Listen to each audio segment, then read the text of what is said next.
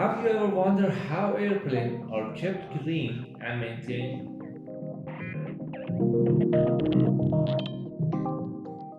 Every day, a team of dedicated workers clean the airplane inside out, removing dirt, debris, and other contaminants.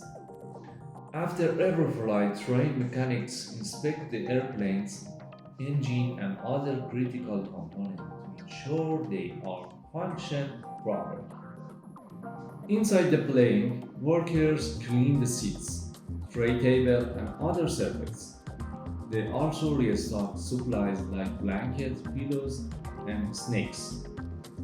And during scheduled maintenance, check the wings, landing gear, and other parts of the plane are inspected and serviced to keep the plane safe and reliable. So the next time you board a plane, remember the hard work that goes into keeping it clean and maintenance for a safe and comfortable flight.